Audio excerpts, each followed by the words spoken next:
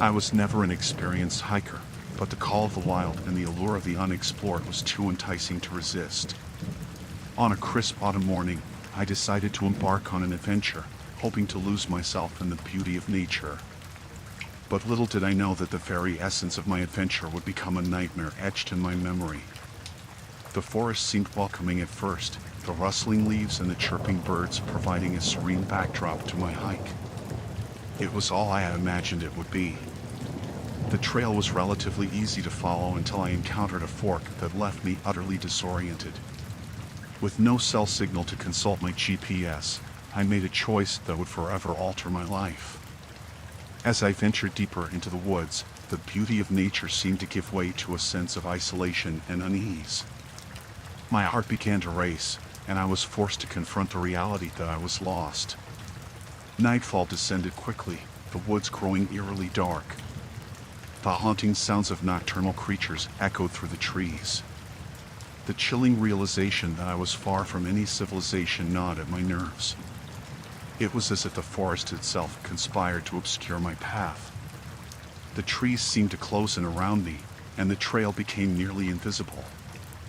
Hours passed, and my panic grew. My flashlight provided limited comfort, as the looming trees created eerie shadows that played tricks on my senses.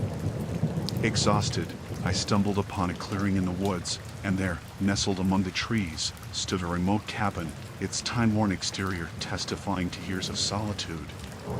My relief was palpable as I approached the cabin, believing that help was finally at hand. The cabin appeared empty as I knocked and called out. The wood creaked under my touch, and the door slowly opened, revealing an eerie stillness inside. The air was heavy, and I hesitated for a moment before crossing the threshold. The cabin had an unsettling ambience, and it was clear that someone inhabited it, though there was no sign of life. The sparse interior was adorned with faded photographs and strange trinkets, as if the occupant had collected the remnants of a forgotten world. As I ventured further inside, a disheveled figure suddenly appeared, emerging from the shadows. His wild, unkempt hair and wild, vacant eyes gave me a chilling introduction to the cabin's inhabitant. I could see a wild, almost feral quality in his gaze, and his tattered clothing was a stark contrast to the order of the cabin. His voice trembled with paranoia as he declared that he didn't want any company. It was clear that he had lived in solitude for far too long, and my presence had disrupted the fragile existence he had carved out in the woods. My heart pounded as the man, a reclusive hermit, stepped closer, his erratic movements a stark warning that I was not welcome. I realized that I had stumbled upon a living nightmare, and fear coiled around my every thought. The hermit continued to speak in disjointed sentences, his words making it clear that he wanted me gone. I knew that I had no choice but to leave, to escape the clutches of this deranged recluse. As I backed away from the cabin, the man's gaze followed me, his eyes filled with a desperate plea to respect his solitude. It was a plea I couldn't ignore, for my own safety and his. The return journey through the dark woods was a harrowing experience, my steps fraught with anxiety. I felt like a trespasser in a world of shadows and nightmares, a world I was desperate to leave behind. Finally, I emerged from the woods and into the open, my relief almost overwhelming. The cabin, a remote enclave inhabited by a reclusive hermit, had been a haunting encounter that I could never erase from my memory. I had learned a chilling lesson about the depths of human isolation and paranoia, a lesson that still haunted my dreams. The experience in those woods was a nightmare I hoped to never relive, a vivid reminder of the thin line between adventure and terror in the untamed wilderness.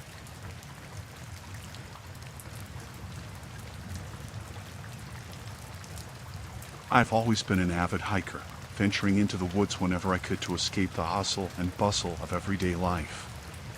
It was on one of these hiking excursions that I stumbled upon something I'd never forget, a chilling encounter that still haunts my every thought. It was a crisp autumn day when I set out on an unfamiliar trail, eager for a new adventure. The dense forest swallowed me whole as I pushed deeper into the woods. Birds chirped above, leaves crunched beneath my boots, and the solitude of the wilderness wrapped around me like a comforting embrace. Little did I know that this time, the forest would embrace me in a completely different way. The trail became narrower, more obscure, and I was soon surrounded by towering trees whose branches blocked out the sun. I noticed a subtle shift in the atmosphere, a sense that I was no longer alone in these woods. As I continued, the trail took an unexpected turn, leading me to a small clearing in the forest. In the center of the clearing sat an inconspicuous mound covered with leaves and branches, a secret hidden beneath the forest's veil. Curiosity got the best of me, and I began to dig away the debris, revealing an old, rusted steel hatch. It was as if someone had purposefully buried this entrance. My heart raced as I hesitated, but the urge to uncover the mysteries that lay beneath was too strong to resist. I yanked at the hatch, its hinges creaking with the effort. The earthy smell of the forest was replaced by a damp, musty odor as the hatch swung open, revealing a dark and narrow stairwell that descended deep into the earth. A shiver ran down my spine as I peered into the abyss below. With trembling legs, I descended into the underground world, the darkness swallowing me whole. The stairwell led to a corridor where a dim overhead light provided faint illumination. My flashlight pierced the shadows, revealing a long, narrow passage with doors lining each side. As I ventured deeper, a low murmur echoed through the corridor, growing louder with each step. The voices became distinct, but what I heard sent chills down my spine. The people who inhabited this underground bunker were convinced that the apocalypse had already occurred. I cautiously approached one of the doors, and as I pushed it open, I was met with a group of disheveled individuals huddled together, whispering about the end of the world. Their eyes were wide with fear, and their faces were pallid. I was the outsider who had stumbled upon their hidden sanctuary, and they regarded me with a mixture of terror and suspicion. One man stepped forward and spoke, his voice trembling. He explained how they believed the outside world had been ravaged by catastrophe, and this underground bunker was their last refuge from the horrors above. Their resources were dwindling, and the paranoia had taken hold of them. The encounter was surreal and unnerving. I realized that I was trapped in this underground world with these people who were clinging to their beliefs with desperation. Panic gripped me as I contemplated what I should do. I tried to reason with them, explaining that the world above was not as they believed. The apocalypse had not occurred. But my words fell on deaf ears, and they viewed me as an intruder, an outsider who threatened their sanctuary. Hours turned into days as I became a reluctant member of their group, my presence neither welcomed nor accepted. The atmosphere grew increasingly tense as their paranoia intensified. I knew I had to escape this nightmare, but the bunker was tightly sealed, and the people were watching my every move. One fateful night, I made my move, waiting until the bunker's inhabitants were lost in their fearful discussions. I quietly slipped away from the room, retracing my steps through the narrow corridor and up the dimly lit stairwell. As I pushed open the rusted hatch, the cool forest air greeted me like an old friend. I emerged into the clearing, my heart pounding, and quickly sealed the hatch behind me, obscuring the entrance once more. I never looked back, my steps carrying me far away from that underground nightmare. I felt a profound sense of relief to be back in the embrace of the forest, where the real world awaited me. That chilling encounter remains etched in my memory, a stark reminder of the thin line between reality and delusion. It's a story I've shared with very few, as the encounter in the woods was a nightmarish journey into the depths of human fear and paranoia, a place I hope never to revisit.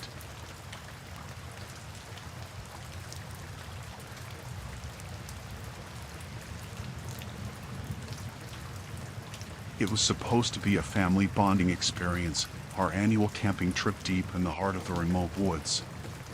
But as the sun dipped below the horizon and cast long shadows through the towering trees, we couldn't shake the feeling that this year's adventure would be different.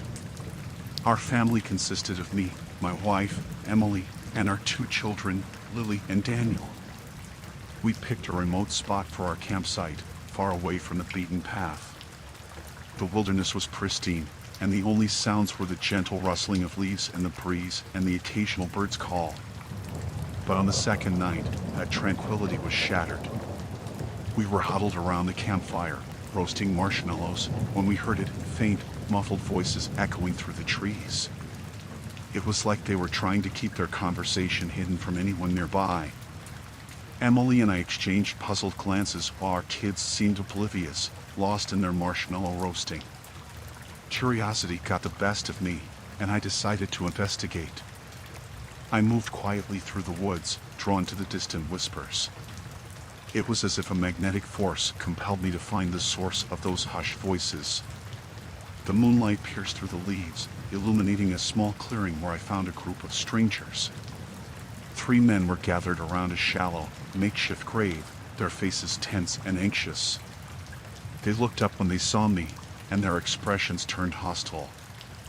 I tried to speak, to ask them what they were doing, but one of the men held a finger to his lips, demanding silence.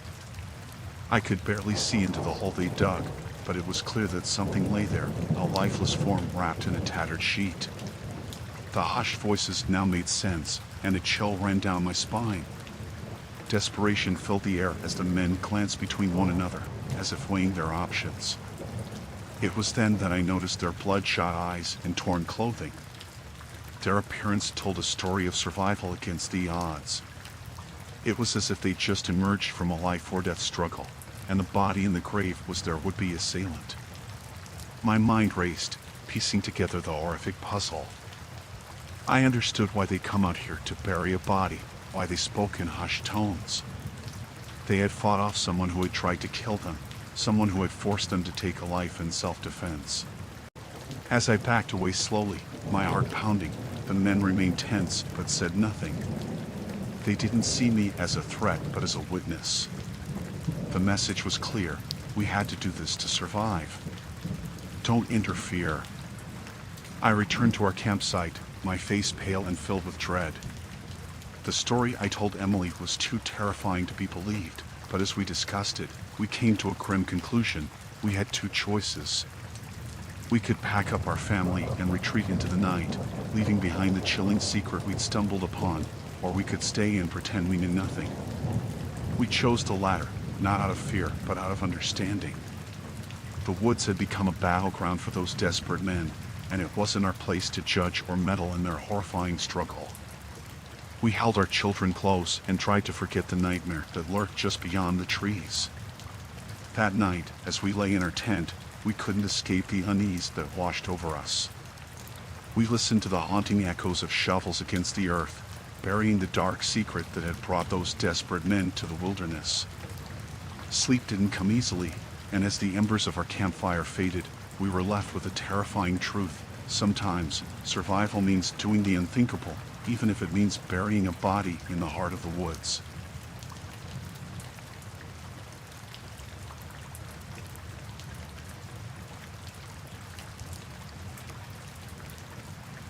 The forest, thick and unyielding, was a place of solace and adventure for me, a seasoned hunter who knew these woods like the back of my hand. I had ventured into the wilderness countless times, but that fateful day would prove to be unlike any other. I had followed the trail of a magnificent buck, one that I was determined to track and make my prize. The anticipation of a successful hunt thrilled me, and the forest was alive with the sounds of nature. As I pursued the deer deeper into the woods, I noticed subtle signs that something was amiss. Twigs snapped, and the underbrush rustled when there was no discernible reason for such disturbances. My senses were on high alert, but I dismissed my unease as the paranoia of a seasoned hunter. It wasn't until I reached a small clearing that I felt a shiver of dread. A guttural growl, not of a beast but of a man, reached my ears. I pivoted to see a group of men emerging from the forest's shadows. These men were no ordinary hunters, and their faces were hidden behind makeshift masks, tattered cloth that concealed their identity. The grim purpose in their eyes was unmistakable. They were poachers, ruthless and merciless, with no regard for the sanctity of nature. As I slowly backed away, one of the poachers approached me with a wicked grin, the glint of a hunting knife clutched tightly in his hand. It was clear that they saw me as the intruder, the unwanted presence in their hunting ground. In a voice devoid of warmth, the leader of the group spoke. He explained that they had been tracking the same buck that I had been following, and now that I had stumbled upon their poaching operation, they had no choice but to deal with me. The menace in their tone made it clear that I was not dealing with simple trespassers. These poachers were prepared to eliminate any threat to their operation. I retreated further, attempting to maintain my composure, but my mind raced with fear. I knew that I was outnumbered and outgunned, with little chance of escape. I couldn't help but wonder if they had done this before, if they had encountered hunters like me and made them disappear into the wilderness. As the situation grew dire, I realized that the only chance for survival was to rely on my knowledge of the forest. I had to disappear into the woods and outmaneuver my pursuers. So, I plunged deeper into the underbrush, my heart pounding with every step. The forest, which had once been my ally, became a labyrinth of confusion and uncertainty. The poachers followed me with unyielding determination, their footsteps closing in as they encircled me. I knew that I couldn't keep this up for long. Desperation overcame me, and I made a reckless move, climbing a tree in an attempt to gain a higher vantage point. From my new perch, I observed the poachers searching the forest below, their gruff voices growing closer. I watched as one of them, the leader, approached the base of the tree. He looked up, his cold eyes locking with mine. The chilling smile he wore sent shivers down my spine. I knew that I had been found out. With a swift motion, he beckoned to his companions, and they began to scale the tree. Panic consumed me, and I climbed higher, pushing my body to its limits. But they were relentless, closing the distance between us. My only option was to make a daring leap to a neighboring tree. I took the risk, leaping through the air, and narrowly managed to grab onto a branch. My heart raced as I clung to the tree, my breaths coming in ragged gasps. The poachers were below me now, cursing and shouting as they tried to track my movements. But I was no longer their prey. I had become the hunter once more, using the forest to my advantage. For hours, I eluded them, moving silently through the woods as the poachers grew frustrated and exhausted. The tables had turned, and I was the one toying with them, forcing them to experience the fear that had gripped me earlier. As the sun began to dip below the horizon, I knew that I had a small window of opportunity to escape. I made my move, circling around the poachers and slipping away into the night. I was no longer the hunted. I was free, and the forest was my ally once more. As I made my way back to civilization, I couldn't help but reflect on the harrowing encounter I had endured. The woods, once a place of solace, had become a realm of terror, and I knew that I had narrowly escaped a fate that would have sealed my demise.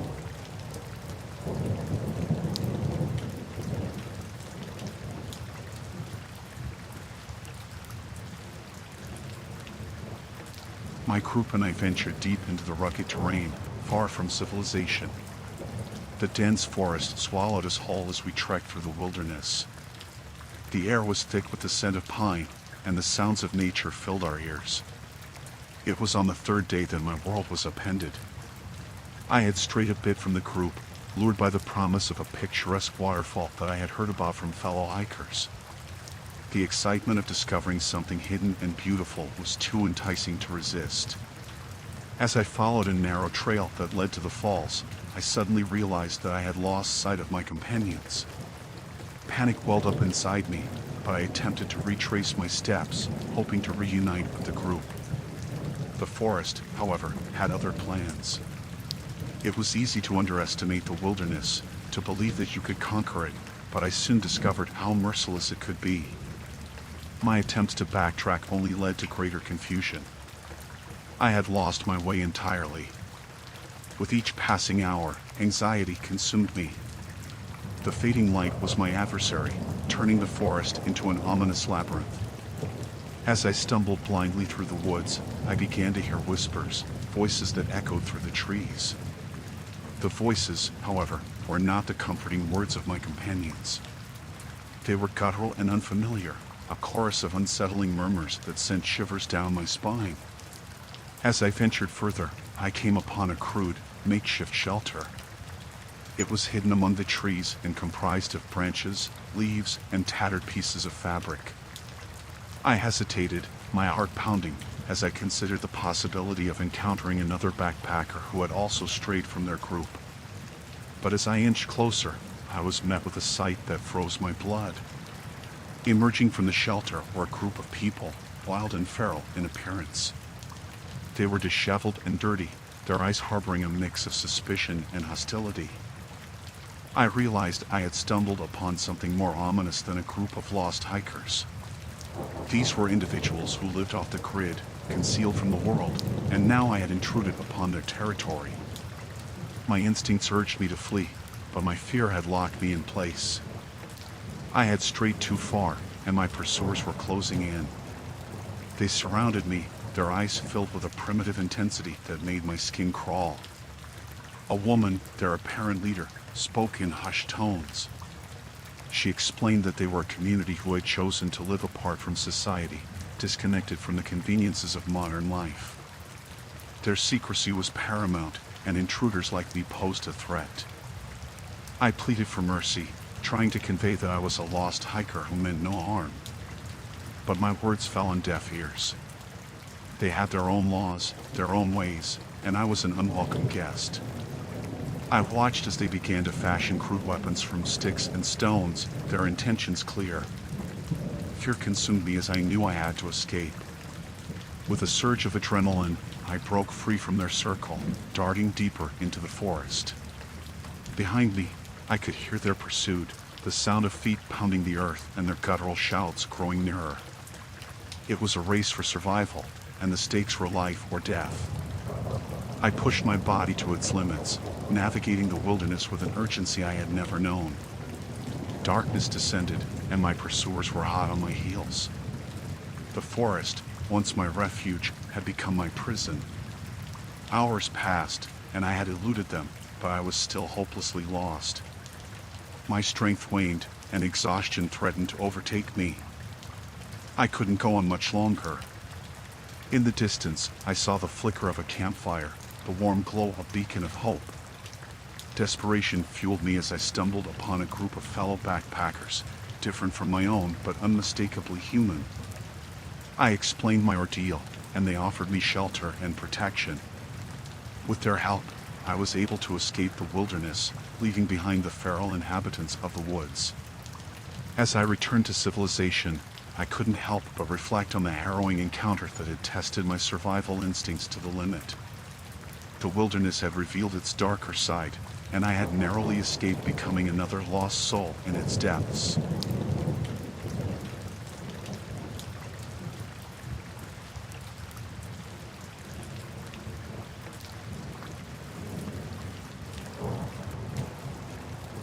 This happened around 4 years ago now. We were a group of friends, drawn together by our love for the great outdoors and the thrill of camping in the wilderness. Little did we know that our weekend trip would take a chilling turn, forever etching the memory of that night into our minds. The sun was setting as we set up our campsite in a secluded part of the woods. The air was thick with the scent of pine, and the only sounds were the gentle rustling of leaves and the distant chirping of crickets. It was the perfect setting for a peaceful getaway. As night fell, we gathered around the campfire, sharing stories and laughter. The crackling flames provided a sense of comfort, and the darkness beyond our campfire circle seemed distant and unthreatening. But that illusion was shattered when one of us noticed a faint, flickering light deeper in the woods. At first, we dismissed it as a trick of the night, perhaps the glow of distant headlights or another camper's fire. However, the light began to grow brighter and more distinct. Curiosity got the best of us, and we decided to investigate. Armed with flashlights, we ventured into the woods and soon discovered the source of the eerie glow. Hidden among the trees, a group of people in hooded robes were gathered around a makeshift altar. The scene that unfolded before us was like something out of a nightmare. The cultists chanted in a language we couldn't understand, their voices rising and falling in an unsettling cadence. At the center of their ritual was a grotesque effigy, an abomination of twisted branches and animal bones. The cultists appeared frenzied, their movements wild and disconcerting. It was clear that we had stumbled upon a disturbing ceremony, and our presence went unnoticed in the beginning. Whispers among us debated whether we should retreat immediately and report what we had seen to the authorities. But as we turned to leave, a branch snapped loudly underfoot, drawing the attention of the cultists. In an instant, their heads snapped toward us, and a collective hush fell over their assembly. Their hooded faces concealed any expression, but their eyes bore into us, chilling and malevolent. Panic seized us as we turned and fled, our flashlights cutting through the darkness. The cultists were in pursuit, their eerie chanting growing louder with each step. We scrambled through the underbrush, our breaths ragged, and the forest became an inky labyrinth. Fear coursed through us, and we knew that we were being hunted.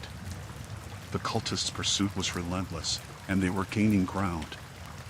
The realization struck us that they would stop at nothing to protect their sinister ritual. In a stroke of desperation, we decided to split up, hoping to confuse our pursuers. It was a heart-wrenching decision, but it offered the slimmest chance of survival. The darkness swallowed each of us as we fled in different directions. I could hear the echoing chants of the cultists growing distant, but I dared not stop or look back. My only focus was escape. Hours passed as I navigated the treacherous terrain, guided solely by the beam of my flashlight. My body ached, and my heart pounded with each step. I couldn't stop until I was certain I had eluded the cultists. Finally, I emerged from the woods, breathless and drenched in sweat. I had been separated from my friends, and fear gnawed at me as I contemplated their fates. The police were called, and a search was initiated for the cultists, but they had disappeared without a trace. There were no signs of the disturbing ritual we had witnessed. In the end, I was left with a harrowing memory of that night, a night that had transformed a simple camping trip into a nightmarish ordeal.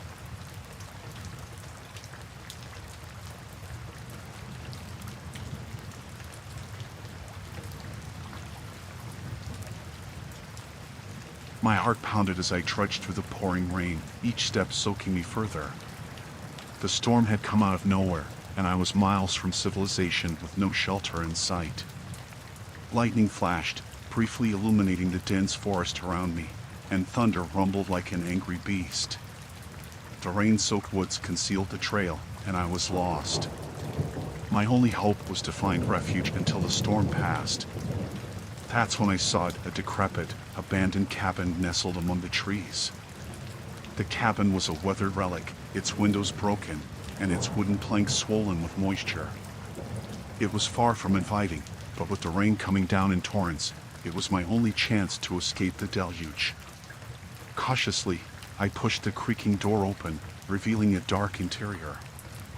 My flashlight's feeble beam illuminated a single, dusty room. The air was heavy with the smell of decay, and cobwebs clung to the corners. There was a sense of abandonment, as if no one had set foot in this place for years.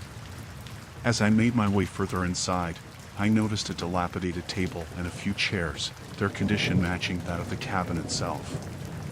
On the table lay an open journal, its pages yellowed and brittle. Flipping through it, I discovered entries from a previous occupant, detailing the cabin's isolation and the creeping sense of unease they had felt. I couldn't help but shiver. The journal mentioned strange noises in the night and shadows moving outside the windows. The author's writing grew frantic as the days passed.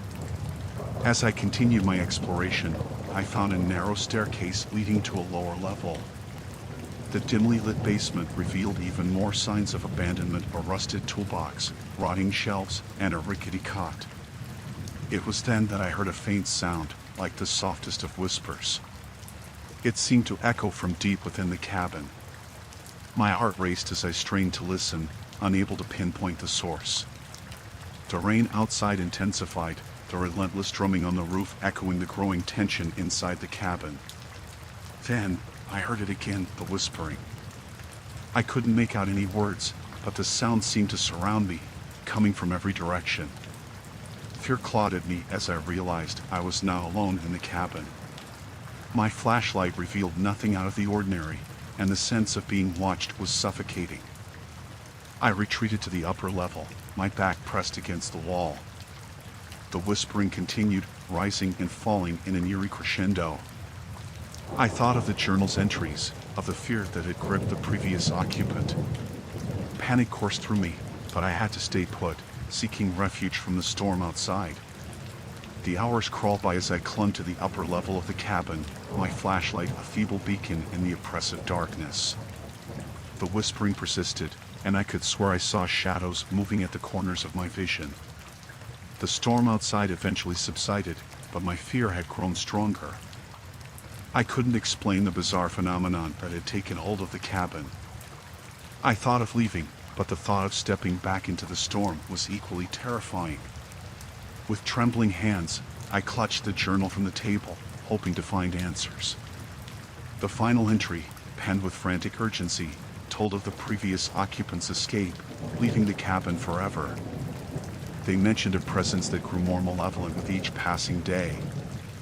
I couldn't wait any longer. I had to leave the cabin, whatever the risks outside. I descended the creaking stairs, the whispering growing louder and more ominous. The shadows seemed to reach out for me as I fled the cabin, drenched by the still falling rain. The relief of the open forest was short-lived, as the whispering continued to echo in my ears. I couldn't shake the feeling that the cabin's malevolent presence had followed me. To this day, I can't forget that abandoned cabin or the haunting whispers that remain etched in my memory. I'll never know what entity or presence had taken up residence there, but I had felt its sinister, lurking malevolence, and it left me with an everlasting sense of dread.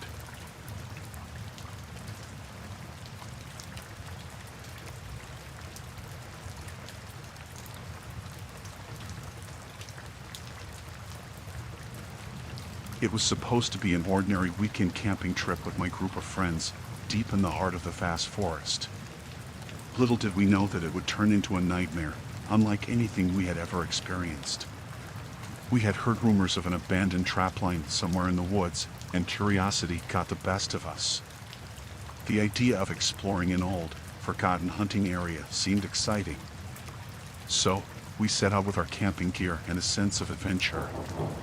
The forest was dense, the trees towering over us like ancient guardians. We trekked for hours, relying on our GPS to lead us to the rumored trapline. It was difficult to ignore the oppressive feeling of isolation and the eerie silence that seemed to envelope the woods. When we finally arrived at the location marked on the GPS, we were met with a sight that sent shivers down our spines. An old, crumbling cabin stood before us, its wooden walls covered in moss, and its windows long shattered. It looked like no one had been there for years. Despite the initial unease, our adventurous spirits led us to explore the cabin's decaying interior. It was clear that no one had lived there in a very long time. Rusted traps, old hunting gear, and tattered remnants of clothing lay scattered about. As we ventured further into the woods, we discovered a network of overgrown trap lines. The remains of animals that had been caught in the traps were still scattered about, a testament to the cabin's dark history. The mood grew more somber with each find. Our curiosity got the better of us, and we decided to follow the old trapline, hoping to find the end of the trail. The path grew narrower and more overgrown with each step, and we were struck by a sense of being watched. Suddenly, one of my friends, Sarah, screamed. We rushed to her side and found her standing near a trap, her face pale with shock. Inside the rusted jaws of the trap was a human hand, decaying, skeletal, and half covered by dirt. The gruesome discovery sent shockwaves through the group. We decided it was time to turn back, to leave this sinister place behind. But as we retraced our steps, it became clear that we were not alone. The snap of a twig echoed through the forest, and the chilling sensation of being watched returned with a vengeance. Panic set in as we realized that the trapper might still be nearby, hidden in the underbrush. Our hurried footsteps turned into a desperate sprint, our hearts pounding with fear. The feeling of being pursued intensified, as if someone or something was tracking us through the dark woods. The narrow path seemed endless, and the oppressive atmosphere of the forest closed in around us. Each step was a struggle, but we knew we had to get as far away from the sinister trapline as possible. The shadows of the trees seemed to close in on us, and the darkness of the forest intensified. We had lost all sense of direction, and the terror of being hunted pushed us to the brink. Then, we heard it, the sound of a twig snapping somewhere close by. We froze, our breaths held, and our flashlights scanning the woods. Out of the darkness, a figure emerged, a man, haggard and disheveled, with a wild look in his eyes. The trapper had found us. He raised a gnarled, rusty rifle and pointed it in our direction. The fear was paralyzing, but instinct took over, and we bolted in different directions, breaking through the trees and underbrush. Gunshots echoed through the forest, each one sending us deeper into the woods, away from the danger. The rain began to fall heavily, but we didn't stop running, driven by pure terror. Hours passed before we finally stumbled upon a main road, and a passing car was our ticket to safety. We told the driver about the sinister trapline, and they called the police. We were taken to safety, but the image of the trapper's menacing eyes remained etched in my mind. Our camping trip had turned into a horrifying ordeal, leaving us forever changed by the sinister presence we had encountered. The old trapline and the deranged trapper had transformed a weekend of adventure into a nightmare, and I'll never forget the chilling realization that we were now alone in the woods, and that danger was lurking in the shadows.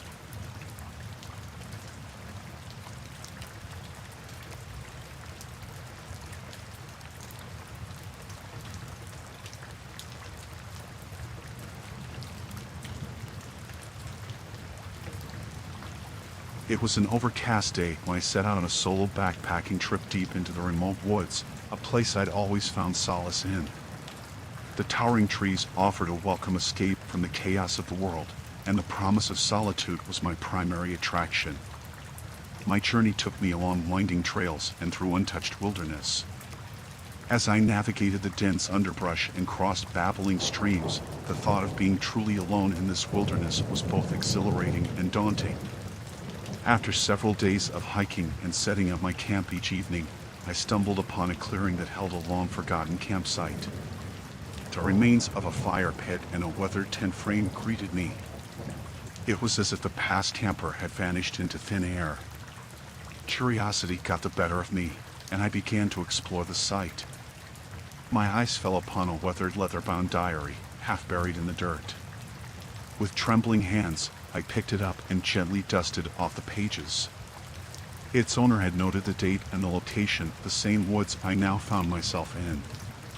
As I began to read, I was immediately captivated by the words on the pages. The diary belonged to a man named Robert, who had embarked on a similar solo journey. The entries started off as typical camping experiences, but soon took a dark turn. Robert wrote of hearing whispers in the night and feeling an ever-present sense of being watched. His entries became increasingly paranoid, describing shadowy figures moving at the edge of his vision and distant, eerie laughter. As I read on, the diary revealed that Robert's grip on reality had started to slip. He wrote of seeing grotesque faces in the gnarled tree bark, and he mentioned waking up in the dead of night to find his tent surrounded by figures cloaked in darkness.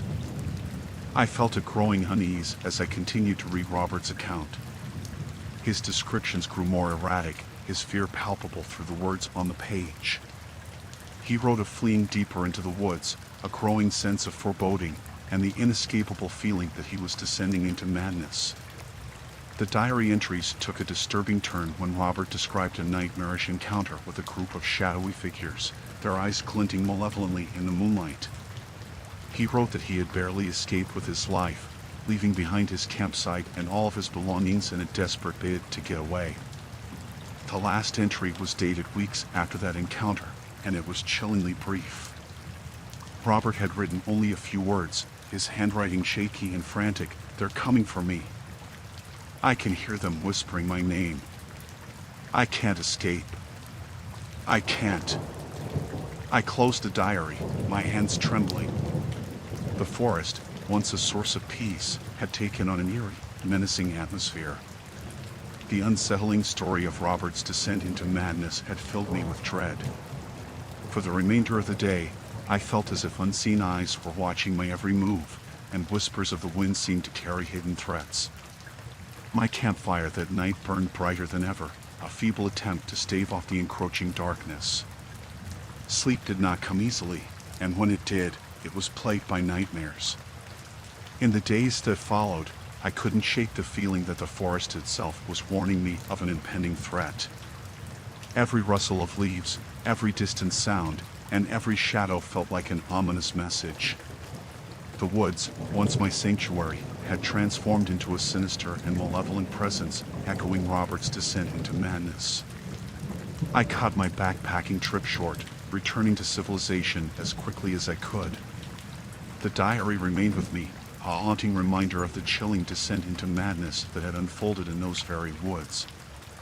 As I looked back on my journey, I knew I had escaped a fate similar to Robert's, but I would carry the memory of his diary with me, a testament to the terrifying descent into madness that could befall even the most serene and isolated places in the world.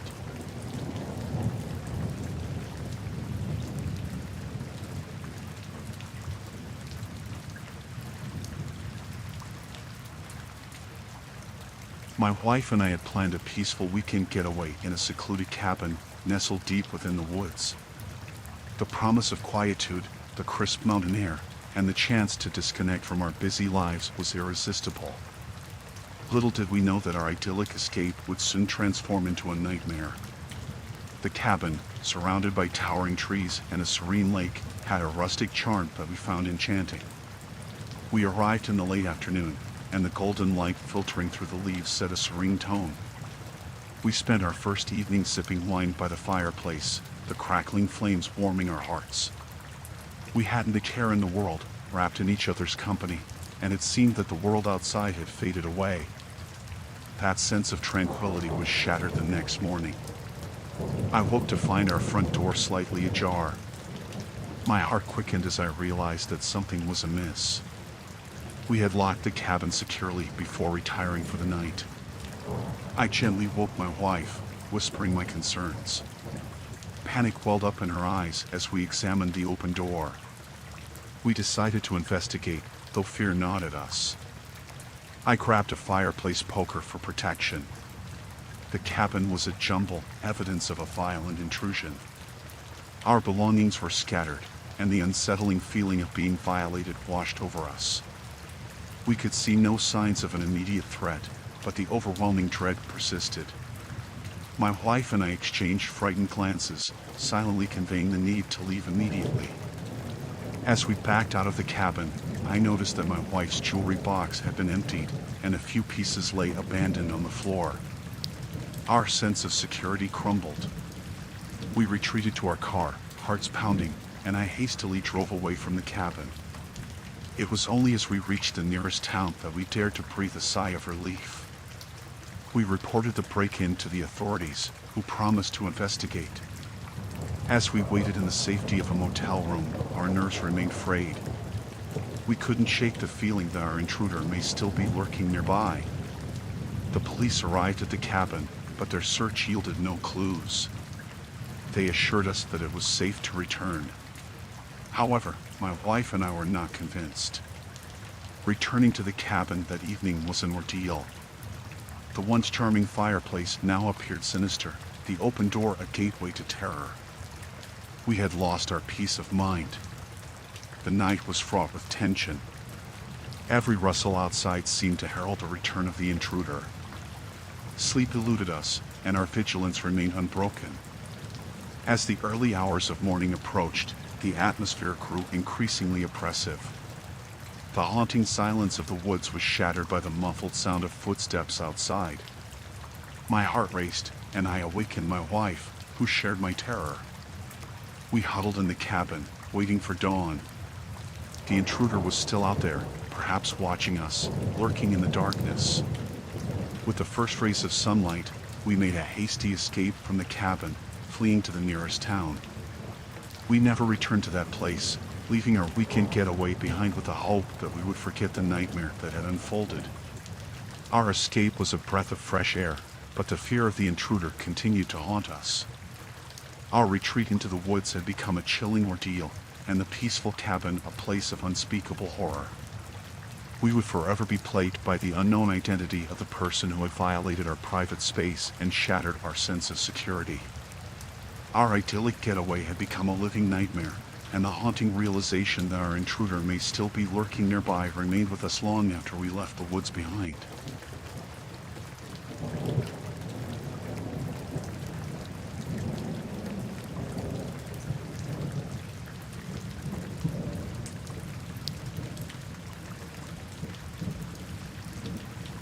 I had always been an independent person, unafraid of solitude and enamored with the serene beauty of the wilderness.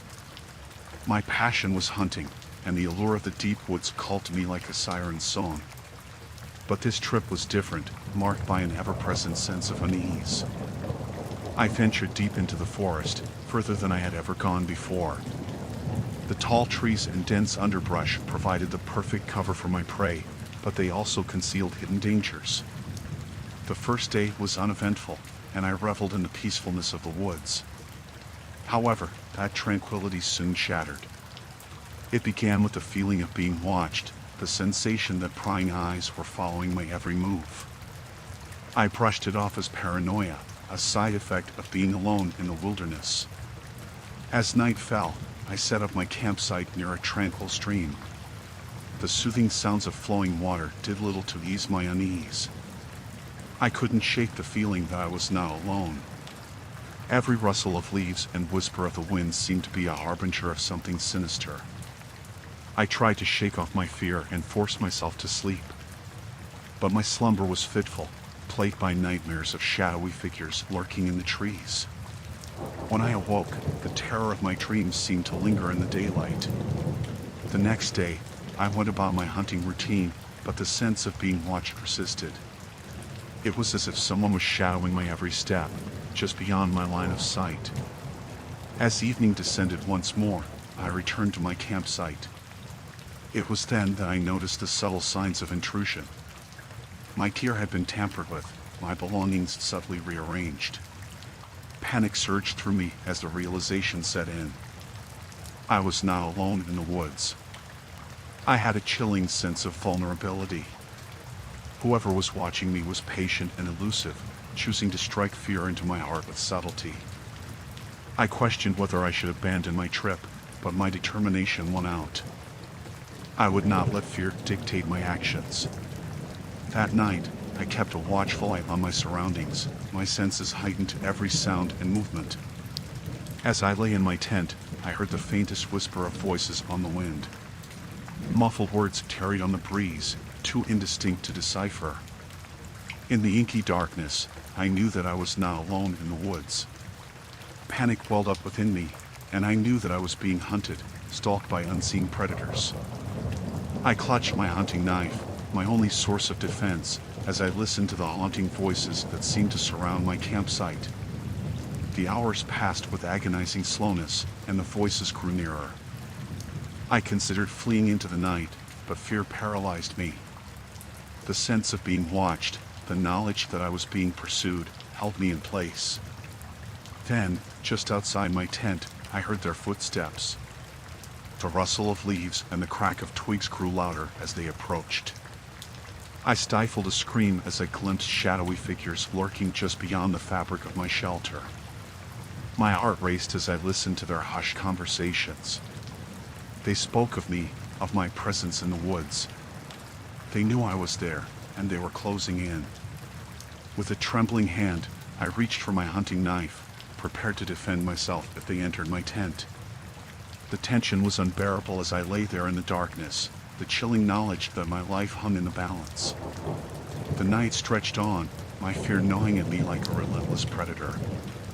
The relentless pursuit was a nightmare, a cruel torment that showed no sign of ending. As dawn broke, I heard them retreat into the shadows. I waited, paralyzed by fear, until I was certain they were gone. With my heart pounding, I gathered my gear and fled from the woods, determined to escape the relentless pursuit of those hostile individuals. The terror of that trip would forever haunt me.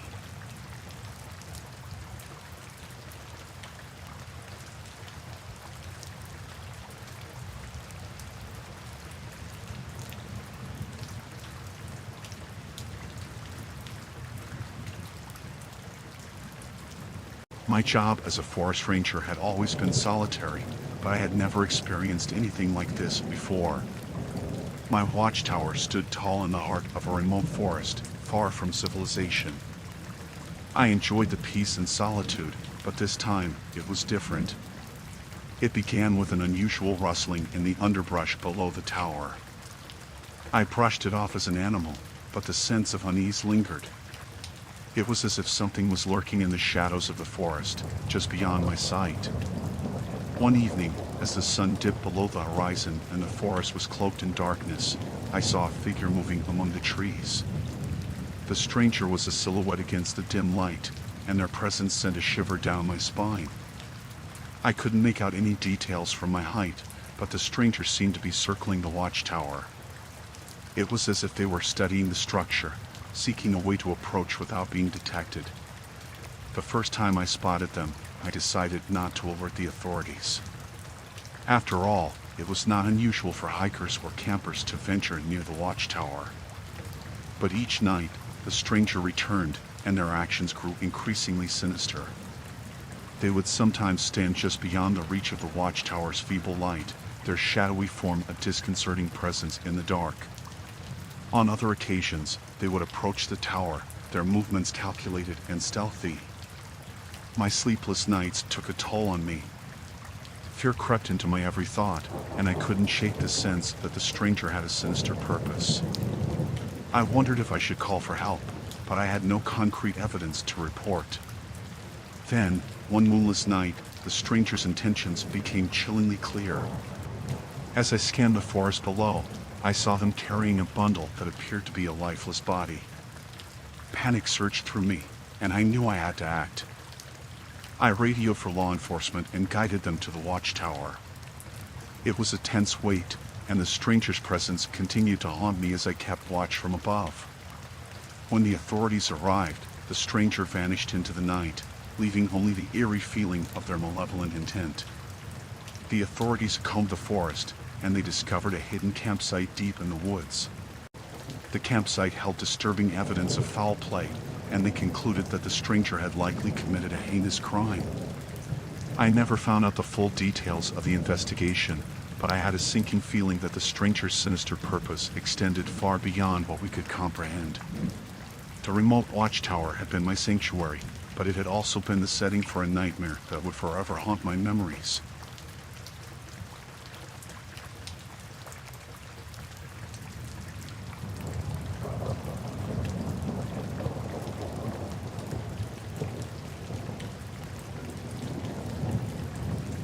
We were a group of seasoned explorers, navigating the wilderness on a journey that had started with excitement but soon turned into a harrowing ordeal. Our plan was to traverse deep into the heart of an uncharted forest, a place where few had ventured before. We were well prepared with supplies and a sense of camaraderie, but that was before we became disoriented and found ourselves in a waking nightmare. The forest was dense, and our maps had proved to be unreliable. As the days passed, we became lost, uncertain of our direction. The dense canopy blocked the sun, making it nearly impossible to get our bearings. Panic started to set in, and we were no longer explorers, but desperate individuals struggling to survive. One overcast afternoon, we stumbled upon a makeshift campsite deep in the forest. Tattered tarps hung between trees, and a rickety shelter sat at its center. We cautiously approached, hoping for help or directions. That's when we encountered him, the deranged recluse. He was a wild-looking man, his hair matted and his clothes in tatters. He emerged from the shelter with an unsettling grin, his eyes devoid of sanity. In his gnarled hand, he clutched a crude, homemade spear. His speech was disjointed, a mix of incoherent mumbling and words that barely made sense. He told us that he had been living in isolation for years, that the forest was his domain, and he viewed us as intruders. It was clear that he was mentally unhinged, a hermit who had lost touch with reality. We tried to reason with him, explaining our dire situation, but our words fell on deaf ears. He became increasingly agitated, waving the spear menacingly. It was clear that he saw us as a threat to his solitary existence, and he was willing to defend his territory at any cost. With no other option, we slowly backed away, leaving the deranged recluse and his desolate campsite behind. As we continued our journey through the wilderness, our thoughts were haunted by the chilling encounter. We had ventured into the unknown, but we never expected to find a man who had lost himself to the solitude of the forest. Days turned into weeks as we struggled to find our way back to civilization. The memory of the deranged recluse remained etched in our minds, a stark reminder of the dangers lurking in the wilderness. Our journey had transformed from an exploration into a fight for survival, and it was a nightmare we would never forget.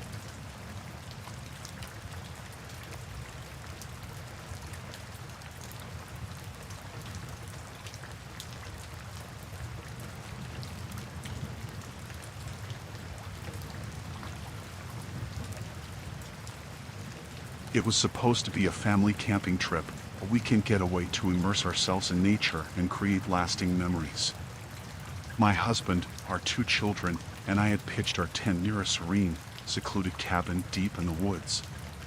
The thought of disconnecting from our busy lives and spending quality time together was what led us to this remote location. As the evening sun dipped below the horizon, we gathered around the campfire, roasting marshmallows and sharing stories. Laughter echoed through the forest, and the kids, their faces aglow in the flickering firelight, had never been happier. It felt like a perfect family bonding experience. Eventually, our children grew tired, and we decided it was time for bed. We had planned to sleep in our tent, but the allure of the nearby cabin was too strong to resist. It was rustic and inviting, and we thought it might make the experience more comfortable for the kids. We settled in, the 4 of us on a mattress in the cabin, and soon, the sounds of the forest serenaded us to sleep. But my dreams turned into a nightmare. I awoke to the creaking of the cabin door, my heart pounding as I realized my husband and children were still sleeping soundly beside me. Panic set in when I saw a stranger's silhouette in the dim moonlight. His presence was sinister, and he moved with deliberate purpose. I tried to wake my husband, but fear silenced me. The stranger loomed closer, and I realized we were trapped. He must have locked us inside while we slept. My heart raced as I weighed my options. I couldn't risk waking my husband and children. I needed to protect them. Gathering my courage, I confronted the intruder. I whispered, demanding to know what he wanted. He turned to me, his eyes empty of any humanity. He explained, in a chillingly calm voice, that he wanted something from us, something sinister. The details he divulged left me horrified, and it was clear that he had sinister intentions, not only towards me, but my entire family. I had to act fast. While maintaining a facade of compliance, I discreetly reached for my husband's pocket knife, praying he kept it there. To my relief, my fingers grazed the cold metal of the blade, and I slowly slipped it into my hand. When the intruder momentarily turned away, I seized the opportunity. I lunged at him, the knife blade gleaming in the moonlight as it caught him by surprise. Desperation gave me strength, and the ensuing struggle was a blur of terror and adrenaline. My husband and children awoke to my screams and joined the chaos, and together we managed to overpower the intruder. Disoriented and injured, he fled into the darkness, leaving us shaken but alive.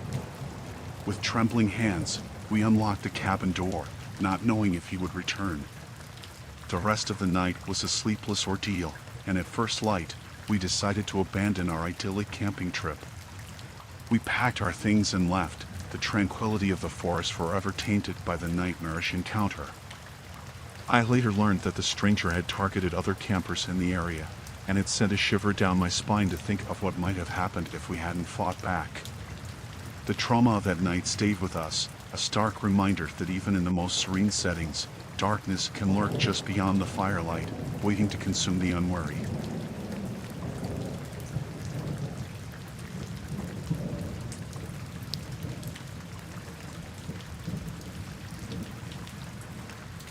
My life had been simple, peaceful even, as I found peace in my remote cabin nestled deep in the woods. The tranquility of nature had always been my closest companion, providing me with the serenity I had longed for. But that solitude came to an abrupt and nightmarish end one evening. It started with a subtle feeling of being watched. At first, I brushed it off as my imagination, but the unease gnawed at me. As the days passed, the sensation intensified, growing more sinister with each glance over my shoulder. I knew I wasn't alone. One evening, as I gazed out my cabin window into the darkened forest, I saw a figure among the trees. It was motionless, shrouded in a mask that concealed its identity. Panic surged through me as our eyes met, and then, with the speed of a shadow, the stalker vanished into the night. I called the police, but in the remote wilderness, their response was slow, and when they arrived, they found nothing but the deafening silence of the woods. There was no evidence, no trace of the intruder. Night after night, the masked stalker returned. I could hear their silent presence lurking among the trees, watching, waiting. The torment was relentless, and sleep became a luxury I could no longer afford. My nerves frayed as each night passed. In the depths of despair, I decided to confront the stalker. Armed with a flashlight and my trembling resolve, I ventured into the forest. The woods closed in around me, and every rustle of leaves was a threat. The confrontation was chilling. I found myself face to face with the masked figure, their presence suffocating. They never spoke a word, but their eyes bore into my soul. Desperation coursed through me, and I realized I was dealing with someone who was relentless and unhinged. My resolve shattered, and I fled back to the cabin, my heart pounding in my chest. The stalker didn't follow, and when I peered out the window, they were gone, leaving me with nothing but the chilling certainty that they would return. With every passing day, the torment intensified. I barricaded myself in the cabin, fearing the impending night. Sleep deprived and consumed by paranoia, I knew I had to take action. I gathered my belongings and left my cherished cabin behind. I sought refuge in the city, but even there, the presence of the masked stalker lingered in my mind. The experience haunted me, and the peace I had once known was forever shattered. Though I escaped the remote cabin and the sinister figures that had tormented me, the scars of that nightmare clung to my soul. I never learned the identity of the stalker, but their silent, masked presence would forever haunt my dreams, a testament to the terrors that can hide within the solitude of the wilderness.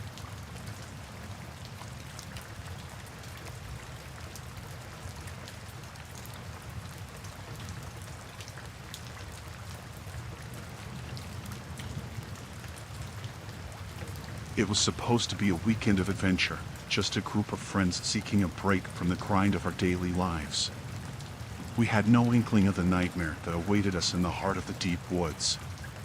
The woods were thick, and as we ventured further from civilization, the feeling of isolation weighed on us. We set up our campsite by a tranquil river, our laughter and camaraderie masking the unease that lingered in the background. As the sun dipped below the horizon, we decided to explore deeper into the forest, thinking we'd stumble upon hidden treasures or some long-forgotten mystery. The scent of pine and the sounds of nature were comforting, but that serenity was about to be shattered. We trudged through the dense underbrush, our flashlights cutting through the darkness. That's when we saw it, a faint light in the distance. We moved cautiously, our curiosity getting the better of us. The sight that met our eyes was beyond our worst nightmares. A remote compound, hidden from the world, illuminated by eerie yellow lights. Men with cold, calculating eyes were moving cargo, loading and unloading crates from trucks. We knew we had stumbled upon something nefarious. Drugs, guns, who knew what they were trafficking? Panic set in, and we quickly retreated into the forest, fearing we'd been spotted. But the forest had grown darker, more menacing. The rustling of leaves became a foreboding symphony, and every shadow felt like a lurking threat.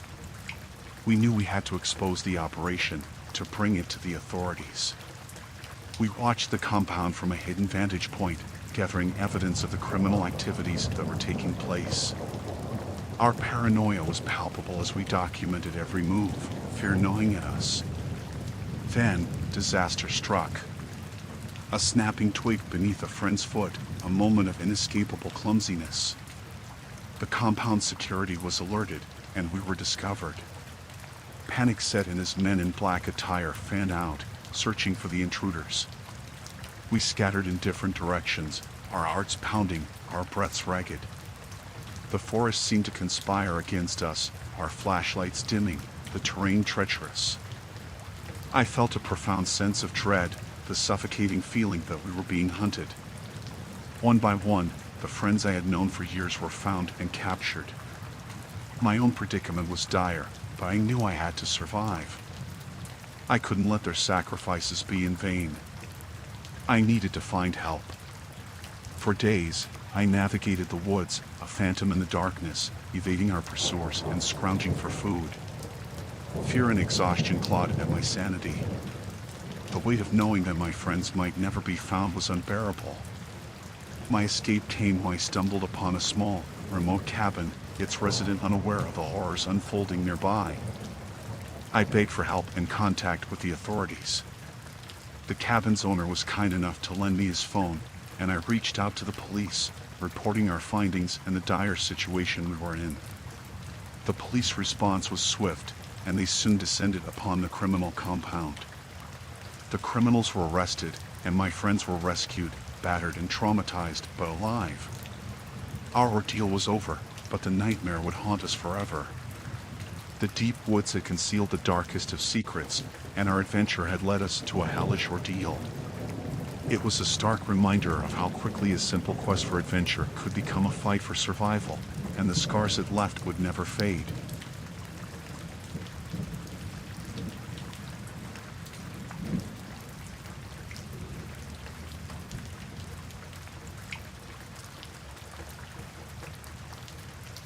It was a crisp autumn morning when I set out on a solo camping trip. The leaves were starting to turn, painting the forest with a medley of reds and yellows. The sun's warm embrace was inviting, but I would soon find myself yearning for its comforting light.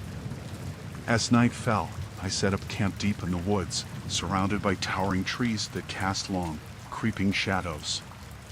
The crackling campfire provided some comfort, but the forest seemed to hold its breath, as if waiting for something.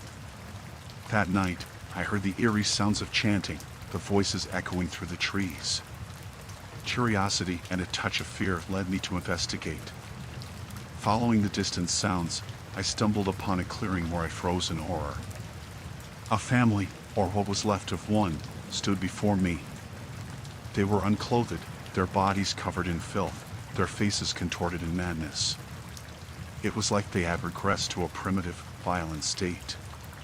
In their eyes, I saw no trace of humanity, only a savage glint of madness. I watched in disbelief as the family chanted and danced around a fire, their movements disjointed and incoherent. I wanted to flee, to leave this nightmarish scene behind, but my feet felt rooted to the ground. That's when I noticed the blood. Freshly killed animals, their lifeless bodies scattered around the clearing. My gut churned as I realized the horrifying truth. This family was surviving by hunting and foraging, but not in the traditional sense. They had become predators, living off the land in the most savage way. As I stood frozen in shock, one of them locked eyes with me. It was the patriarch, a man with wild, matted hair and a beard that reached his chest. His gaze was unnerving, filled with a mixture of fear and a twisted sense of ownership. The family began to move toward me, their faces contorted in a feral rage. Panic surged through my veins, and I turned to flee. In my haste, I tripped over a root, falling to the ground. I could hear them gaining on me, their guttural screams growing louder.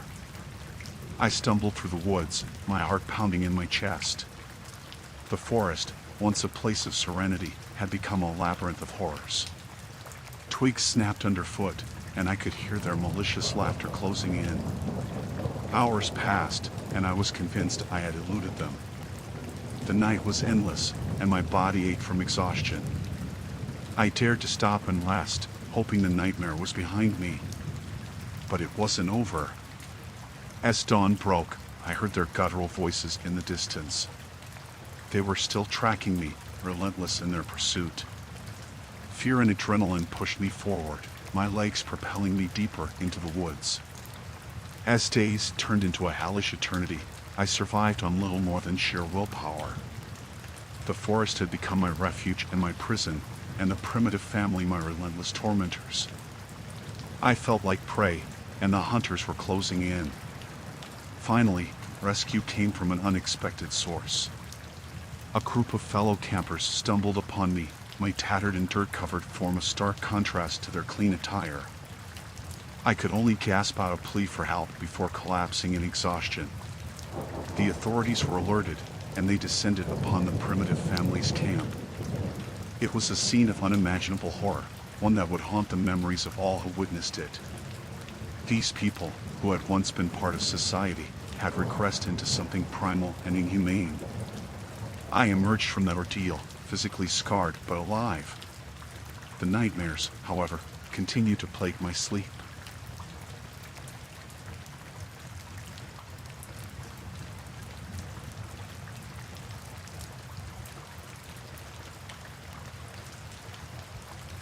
The day began like any other hiking trip with my group of friends. A bright sun overhead, the scent of pine trees in the crisp mountain air, and our backpacks filled with sandwiches and water bottles. We were on the lookout for adventure, and oh, we found it, though not in the way we expected. We had set out on a popular trail in the vast wilderness, a place we'd explored countless times. Our laughter echoed through the woods, a testament to our camaraderie. We followed the trail, deep into the heart of the forest, chatting and savoring the beauty of the untamed landscape. As the sun started its descent, casting long shadows over the trees, we realized we had ventured farther than ever before. We were in uncharted territory, but curiosity propelled us forward. That's when we stumbled upon it. An eerie silence enveloped us as we came upon a gruesome discovery that sent shivers down our spines. A corpse suspended high in a tree, swaying gently in the breeze. The sight was jarring, to say the least. The lifeless body, still fresh enough to display the signs of a violent end, dangled from a rope. The branches above seemed impossibly sturdy, raising more questions than they answered. How had the body been hoisted so high? It was a scene that defied explanation. We approached with a mixture of dread and disbelief, our voices hushed, as if speaking any louder might awaken the horrors that surrounded us. There was no sign of anyone else nearby, no clues to explain the chilling spectacle before us. The hiker's face was distorted in a final grimace, and his eyes stared blankly into the abyss. His clothes were tattered, and his skin a sickly shade of pale. I had seen death before, but this was something entirely different, something out of a nightmare. One of our group, a paramedic, examined the body, searching for any signs of life or an attempt to stage the scene. But there were no wounds, no signs of foul play, just the horrific reality of a man suspended in a tree, his life extinguished. We made the difficult decision to cut the body down, to give this poor soul a proper burial. The process was a macabre and somber one, marked by the silent weight of what we had witnessed. It was a task none of us could have anticipated, nor would we ever forget. As night fell, we set up camp nearby, our campfires glow casting eerie shadows across the surrounding trees. None of us could shake the unease that had settled in our hearts. Our conversations were hushed, and the forest around us felt different now, more alive with secrets. We notified the police, who arrived at the scene. The investigation that followed only deepened the mystery. There were no missing person reports that matched the description of the hiker, no evidence of how he had met such a gruesome end. As we made our way back to civilization, the memories of that haunting discovery lingered. We couldn't explain what we had encountered, and it haunted our thoughts for years to come. We had gone in search of adventure and found a nightmare.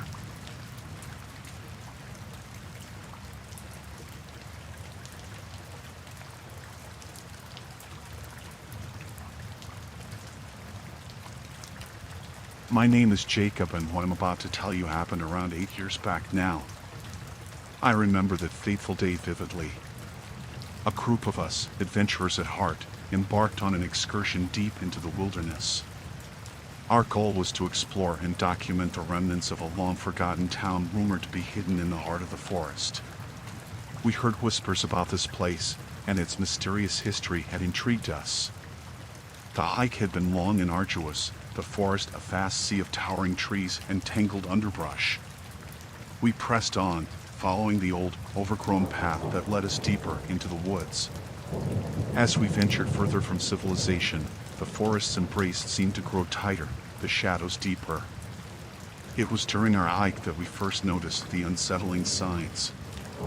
Abandoned items scattered around, a child's doll, rusted tools, and an overturned carriage. The more we saw, the heavier the atmosphere became. A sense of foreboding hung in the air. It was as if the town's residents had vanished without a trace, leaving their lives behind. We reached the town just as the sun began its descent, casting an eerie, golden light upon the abandoned streets. The houses, once lively with the laughter of children and the hum of everyday life, stood silent and empty. Doors creaked open, their hinges rusted with time, revealing interiors left in disarray. Inside the homes, it was as though the residents had fled in the midst of their daily activities. Meals lay half-prepared on kitchen tables, toys were scattered across living room floors, and clothing hung from hooks as if ready to be worn. Our unease grew with each discovery, and the buildings themselves seemed to loom overhead like silent sentinels. The town square held a crumbling, forgotten monument with the date 1922 etched into its stone. It was a chilling reminder of how long this place had remained untouched by the outside world. In the town church, we found a disheveled journal filled with frantic scribblings. The entries spoke of a growing fear, of strange happenings in the woods surrounding the town. The final entries simply read, "They are coming." As night descended, we decided to set up camp in the town center. Fear clung to our hearts as the forest's symphony of rustling leaves and distant howls surrounded us. Every snap of a twig or rustle of leaves sent shivers down our spines. We were not alone. As the moon rose high in the sky, a cacophony of eerie whispers drifted through the town. We huddled in our tents, flashlights in hand, our hearts pounding with fear. Shadows danced along the walls of our tents, and the feeling of being watched became overwhelming. Then, the footsteps started. Slow and deliberate, they circled our campsite. We whispered to one another in hushed tones, each of us fearing to make a sound that might betray our presence. The night grew colder, and our breath misted in the air. Suddenly, a voice pierced the silence. It was a whisper, distant yet clear. "Leave this place," it said, "before they find you." The voice had a quality of desperation and fear that sent shivers down our spines. We were paralyzed, trapped between our curiosity and the overwhelming sense of danger. The footsteps grew closer, and we felt a presence just beyond the glow of our campfire. A figure, dark and indistinct, moved in the shadows. With a surge of terror, we abandoned our camp and fled into the night. The footsteps pursued us, but we couldn't bear to look back. Branches tore at our clothes, and our breath came in ragged gasps as we ran for our lives. By the time we reached the safety of civilization, we were shaken, our minds clouded by the horrifying encounter. We could never explain what had happened in that abandoned town, or who had whispered that warning in the dark.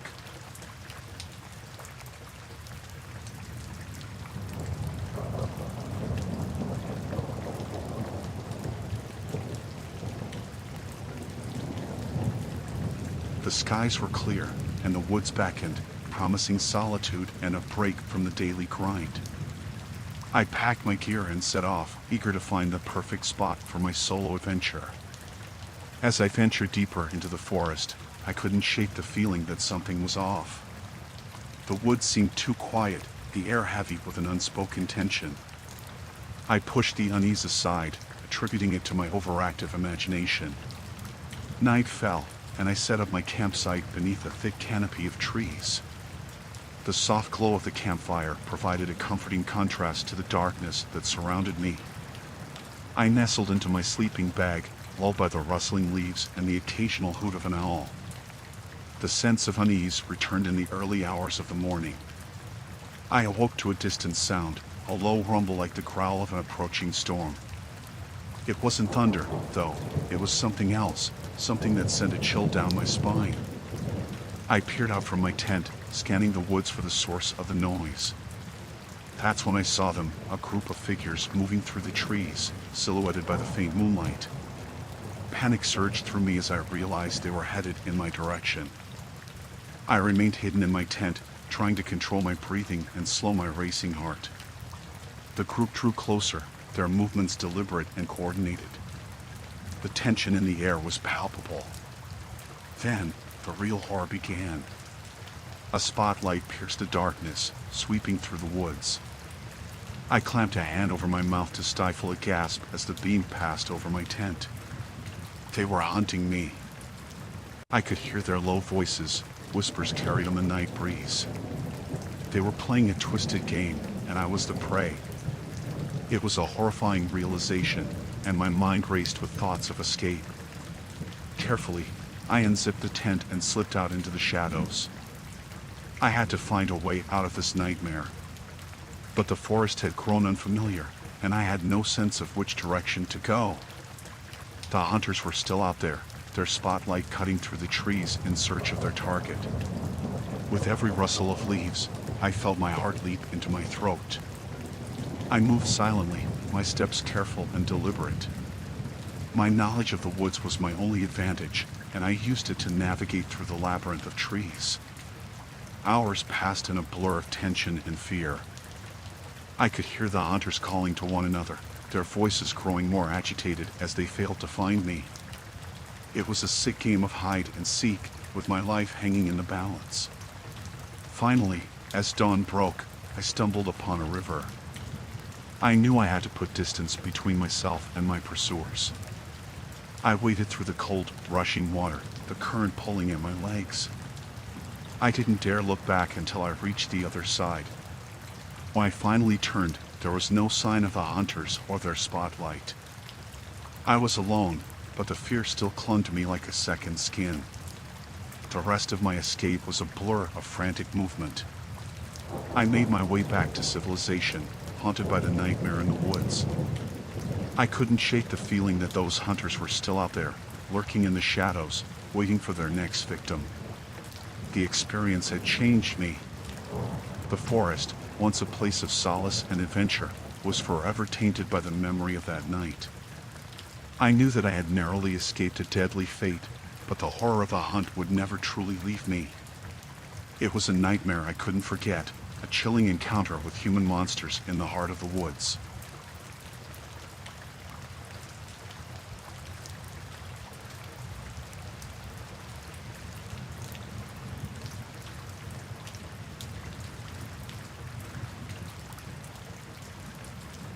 A few years ago, a group of friends and I decided to embark on a backpacking adventure. We were eager to explore the great outdoors, to disconnect from the digital world and reconnect with nature. It was an adventure we would come to regret. The forest we chose was remote, a place seldom ventured by others. As we trekked deeper into the woods, we felt a sense of liberation, the weight of the world fading with every step. The dense canopy of trees filtered the sunlight, creating a serene, almost dreamlike atmosphere. On the third day of our journey, we stumbled upon a small clearing in the forest, and our excitement quickly turned to confusion and unease. In the center of the clearing sat a cluster of ramshackle cabins, each one more rundown than the last. The scene was eerie. The cabins seemed abandoned, but there were no signs of decay or overgrowth, as if the place had been preserved in time. Our curiosity got the better of us, and we decided to investigate. As we approached, we noticed movement inside one of the cabins. The windows were smeared with grime, making it difficult to see clearly, but there were figures moving about, their silhouettes distorted and unsettling. We called out, but received no response. We approached the cabin and pushed the creaking door open. The stench inside was overpowering, a noxious blend of decay and sickness. The interior was dimly lit, revealing a group of people, their eyes vacant, their bodies emaciated. They were suffering from a gruesome ailment, their flesh covered in oozing sores and strange growths. Their movements were slow and uncoordinated, as if their bodies were betraying them. It was a horrifying sight, unlike anything we had ever encountered. We attempted to communicate with them, but the residents of this strange community were unresponsive. Their eyes held a distant, haunted look, as if they were no longer truly present. The encounter was deeply unsettling, and we couldn't shake the feeling that we had stumbled upon something beyond our understanding. As we backed out of the cabin, the residents paid us no mind, lost in their own world of suffering. We decided to leave the clearing, our initial sense of adventure replaced by an urgent need to distance ourselves from this unsettling place. Our journey continued, but the encounter haunted us. We speculated about the nature of the ailment that afflicted those people, whether it was a contagion or something more sinister. We had ventured into a nightmare, a place where the boundary between reality and horror blurred. Days turned into weeks, and we eventually made our way back to civilization. We couldn't escape the memory of that isolated community in the woods. We tried to find answers, to understand the nature of their suffering, but our efforts led to dead ends and unanswered questions.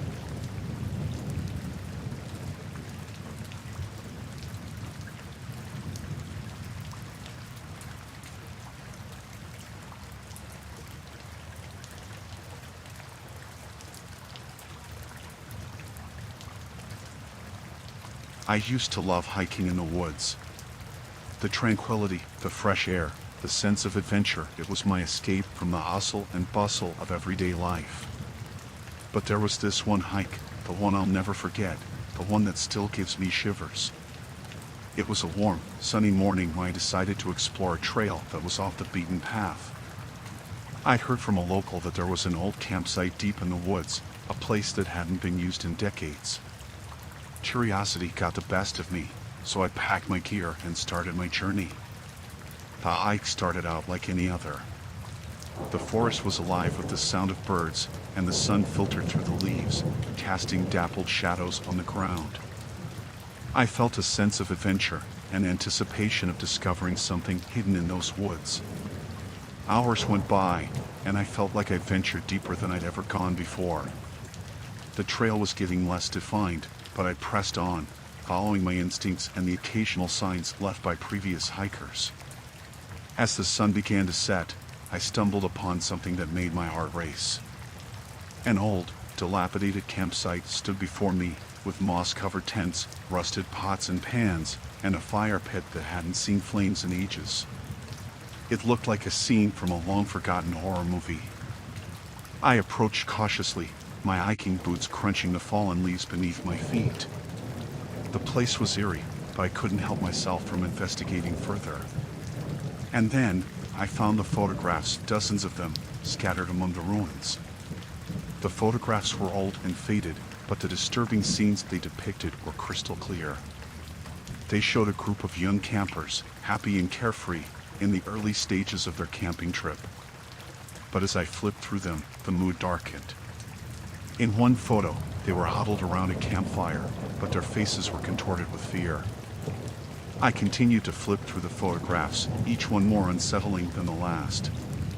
It was as if the joyful camping trip had descended into madness. In one, a student was bound to a tree, a look of terror in their eyes. In another, someone had scrawled a chilling message on a tent with what looked like dried blood. We had no choice. Fear gnawed at me as I pieced together the story. It seemed like the camp guides had turned on the students.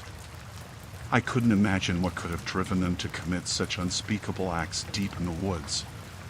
The sun had set completely, and darkness surrounded me. My heart pounded in my chest as I realized I was alone in a place that had seen horrors beyond my imagination. I knew I had to get out of there, but the feeling of being watched crept over me, and the forest felt denser, more sinister than ever. As I hurried back along the trail, I couldn't shake the dreadful images from the photographs. What had happened in those woods? And were the ones responsible for the horrors still lurking in the darkness, waiting for another unsuspecting hiker like me? I had to find my way back to civilization, but the sinister secrets of that campsite continued to haunt me, leaving me with nightmares that would last a lifetime.